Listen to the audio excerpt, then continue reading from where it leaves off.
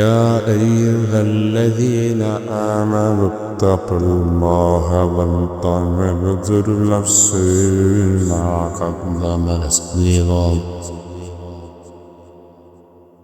واتقوا الله إن الله خبير بما تعملون.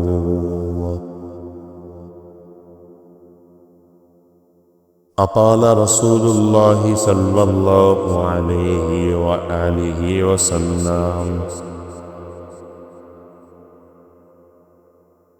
الدنيا سجن المؤمن وجنة الكافر،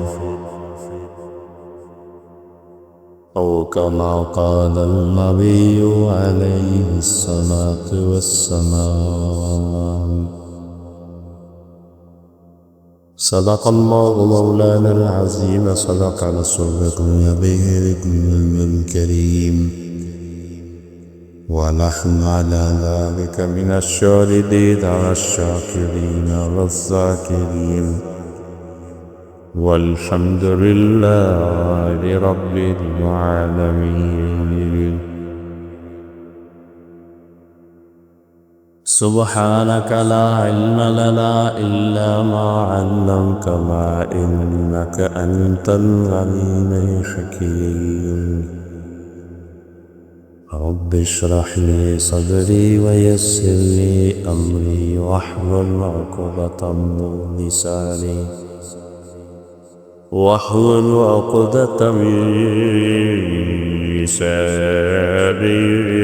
يفقهوا قولي.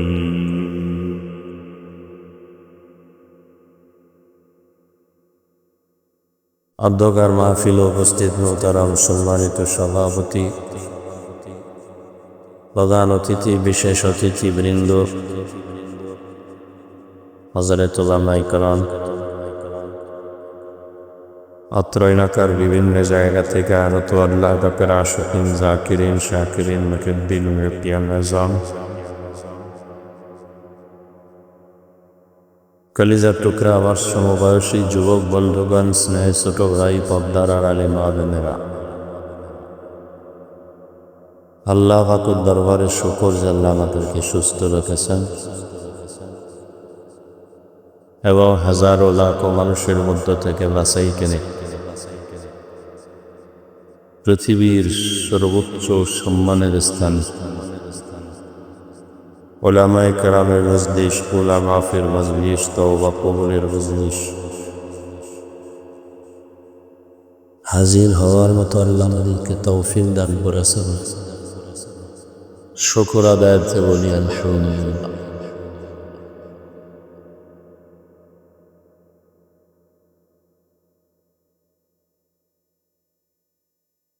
দরুদ ও সালাম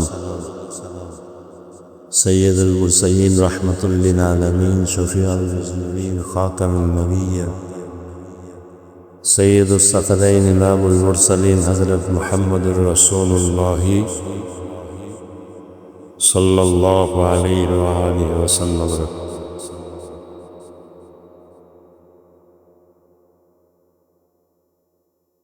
উলামায়ে কেরাম আলোচনা করেছেন, আমি আপনাদের দোয়া নেওয়ার জন্য আসছি সংক্ষিপ্ত কিছু কথার বিচার। কোরআনে হাকীমের আয়াত করেছি, নবীজির একটি হাদিসের অংশ করেছি। আয়াত ও হাদিসের আলোকে ইখলাসের ওয়ানিয়তের সামান্য কিছু কথা বলার মতো, শুনবার মতো আমাকে আপনাদের সকলকে আল্লাহ তৌফিক দান করো।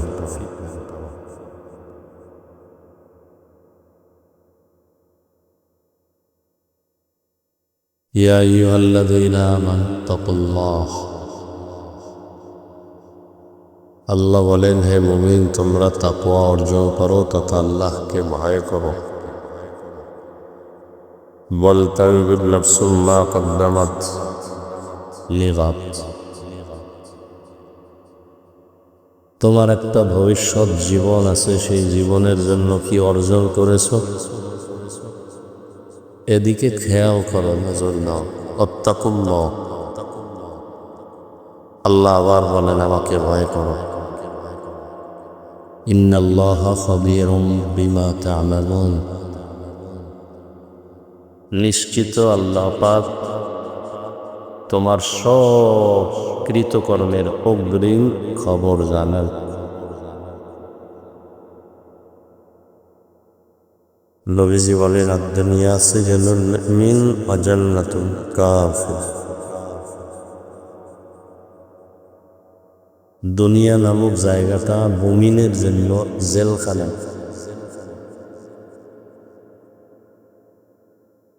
দুনিয়াদার গুনাহগার বেঈমানদের জন্য দুনিয়াটা বালাখানা। জেলখানা অশান্তির জায়গা, বালাখানা শান্তির জায়গা। যারা আল্লাহ মানে, নবী মানে, কোরআন হাদিস মানে, তাদের জন্য দুনিয়াটা জেলখানার মতো অশান্তি। আর যারা আল্লাহ মানে না, নবী মানে না, দুনিয়ার পিছনে দৌড়ায়, এদের জন্য দুনিয়াটা শান্তি। অর্থাৎ এরা দুনিয়ায় শান্তি পাবে, আখেরাতে কিছুই পাবে না, শুধু অশান্তি। আর মুমিনেরা দুনিয়াতে একটু কষ্ট সহ্য করবে, বিনিময়ে আল্লাহ তাদেরকে পরকালে এতটা শান্তি দিবেন তা কখন আর অশান্তি আসবে না। তো নবীজি মুমিনকে জেলখানার সাথে তুলনা দিলেন কেন? তার কারণ হল, জেলখানা একটা সীমাবদ্ধ জায়গার নাম। জেলখানা কেউ যেতে চায় না, কেউ থাকতে চায় না, আবার সেখানে ঢুকায় দিবে, স্বাধীনভাবে না খাইতে পারে, না ঘুমাইতে পারে, না চলতে পারে। দুনিয়া নামক জেলখানায় যারা ঈমান নিয়ে চলবে,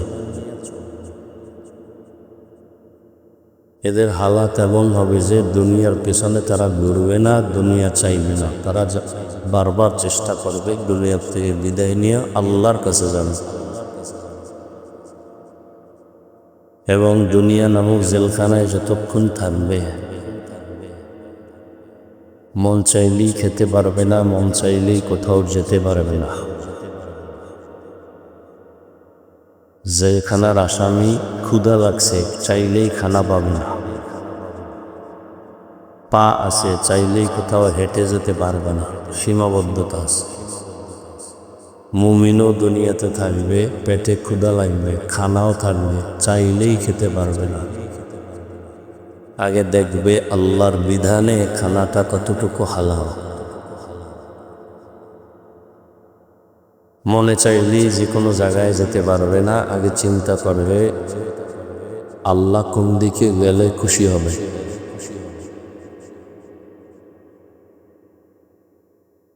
মূলত এক হাদিসে আল্লাহর নবী বলেন, দুনিয়ার কোনো দাম আল্লাহর কাছে নাই। উদাহরণ দিয়া হাদিসে নবী বলছেন, একটা মশার দানা যে পরিমাণ দামি। এই আপনারা উঠা বসা করেন কেন? হ্যাঁ,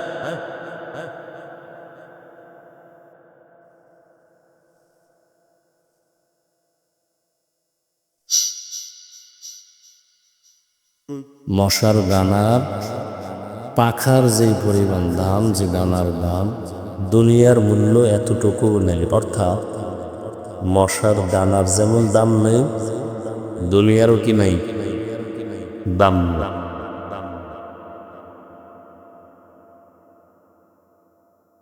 তো দুনিয়ার যদি দাম না থাকে তো পাঠাইলেন কেন? আমরা তো কেউ জোর করে আসিনি, আমাদের কে পাঠাইছেন? আল্লাহ। কেউ জোর করে আসিনি, তো পাঠাইলেন কেন?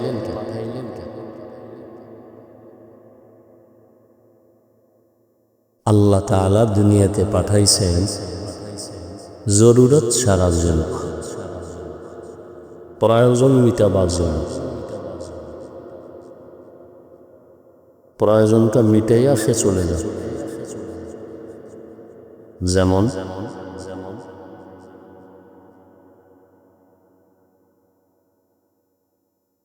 বিল্লি উঠায় না মানুষ, 2 তলা 3 তলা 4 তলা 5 তলা বিল্ডিং করে।